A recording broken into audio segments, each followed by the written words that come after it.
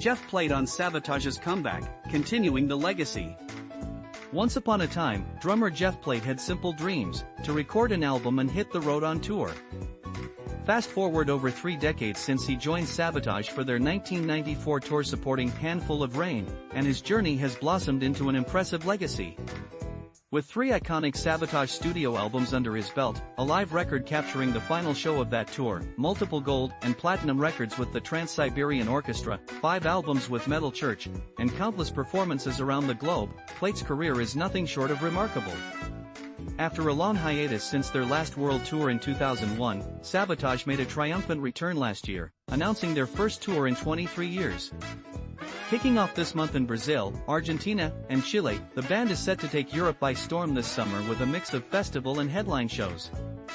However, the tour is bittersweet as it unfolds without the band's heart and soul, Jon Oliva, who is currently battling health issues.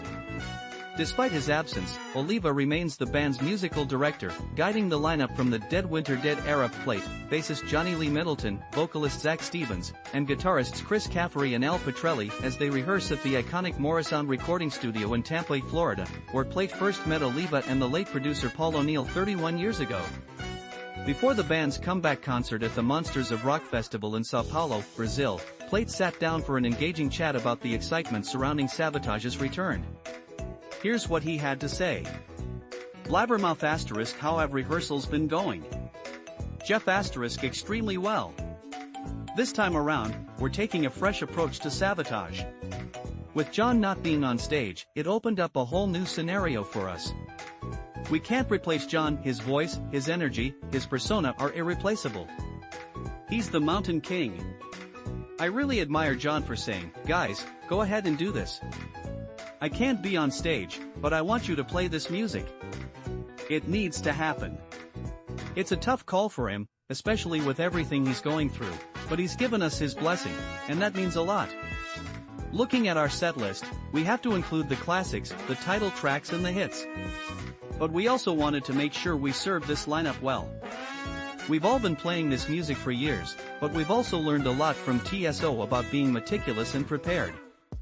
This time, we're not shying away from the more orchestrated and vocal-heavy pieces. We've even brought in 2 talented keyboardists and vocalists to help us expand our sound. It's an exciting opportunity. Blabbermouth *, how did you prepare for the rehearsals? Jeff *, we all went home and relearned the records. I realized I'd been playing the chorus of Sirens wrong for 31 years.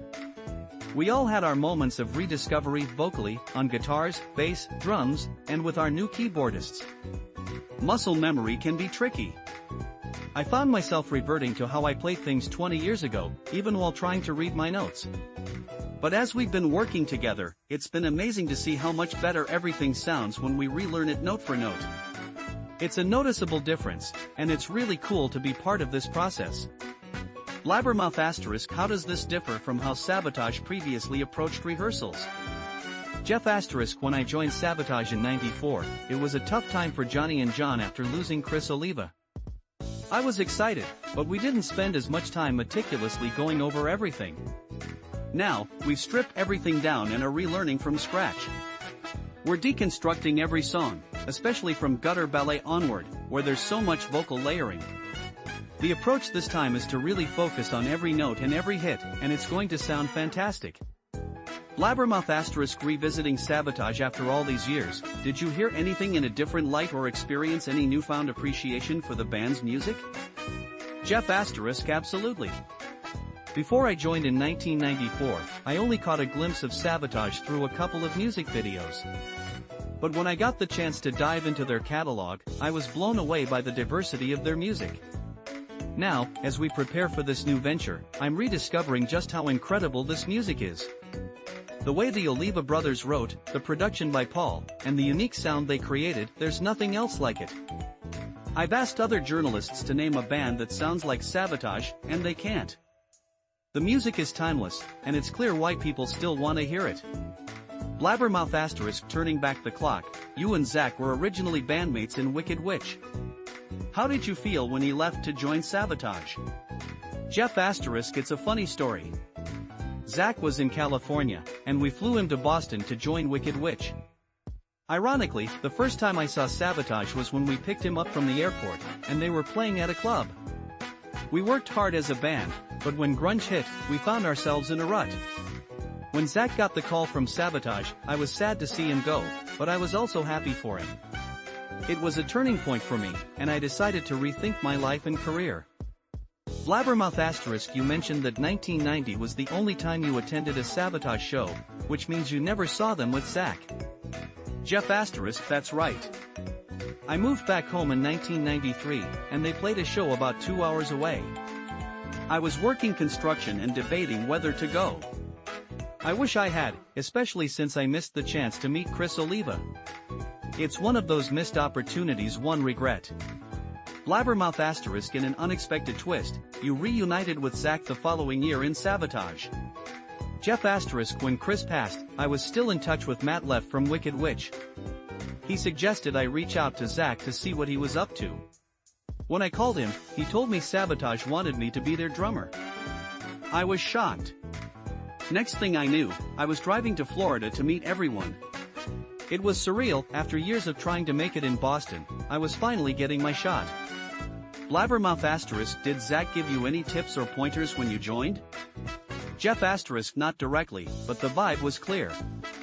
Jon and Paul were welcoming, and I knew I had to be respectful of the situation.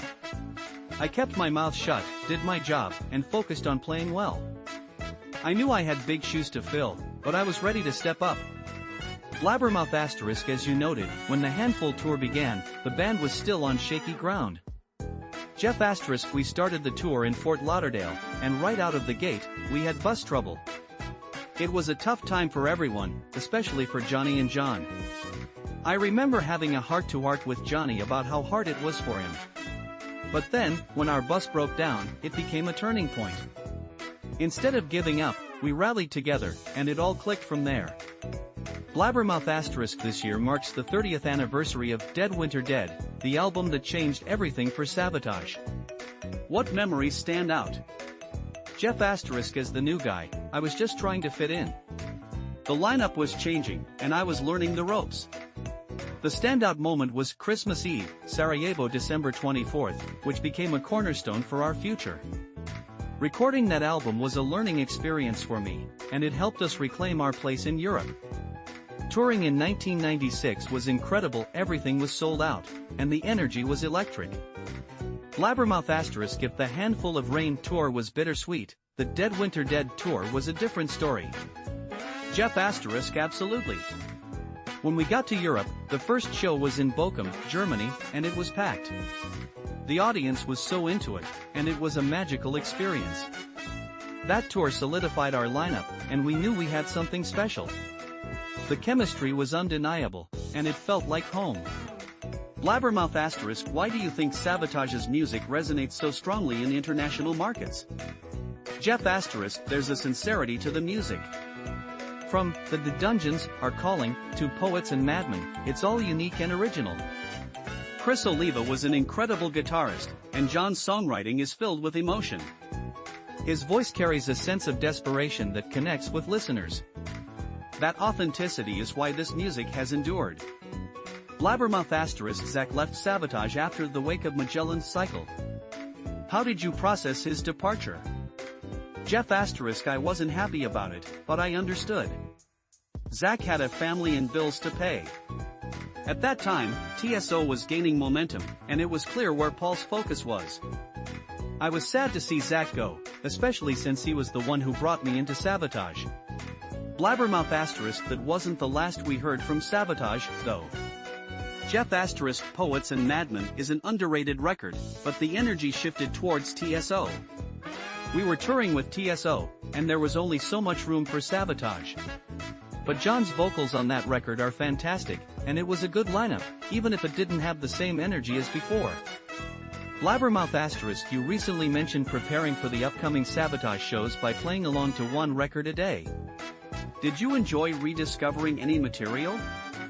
Jeff*, definitely.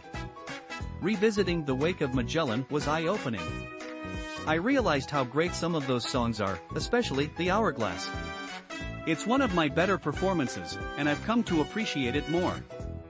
We've been tearing down and rebuilding the songs, and it's been a cool learning experience.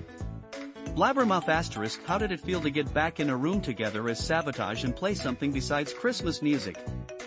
Jeff *, it was indescribable. Just getting in the room and playing together felt right. There's a magic that happens when we play, and it's exciting to be back. We've always talked about a reunion, and now it's finally happening. I'm thrilled with the positive reaction from fans. Blabbermouth * SAVATAGE has toured without Jon before, but you haven't. Will it be strange not seeing him on stage? Jeff * yes, it will be strange, but musically, Jon is still with us. Our keyboardists are well prepared, and Jon is involved in every rehearsal, guiding us. He trusts us to carry on, and that means a lot. Blabbermouth * Zach's return as the band's frontman must be exciting for you. Jeff * absolutely. I've known Zach longer than anyone else, and he's still the same guy I met back in 1990. His energy is amazing, and his voice sounds incredible. We're all hyper-focused, and it's going to be a fantastic experience. Blabbermouth * and now, you get to write another chapter in the play. Jeff * we have a unique opportunity as a legacy band returning after 23 years. There are new fans discovering us, and it's incredible how music gets passed down through generations. It all comes back to the music, great stories and sincere lyrics. We're excited to carry on this legacy, and we hope everything falls into place for our first leg of shows. We know the stakes are high, and we're ready to deliver a performance that fans won't forget. Every note we play will be scrutinized, and we're determined to give them no reason to doubt us. Photo credit, Josh Ruzansky.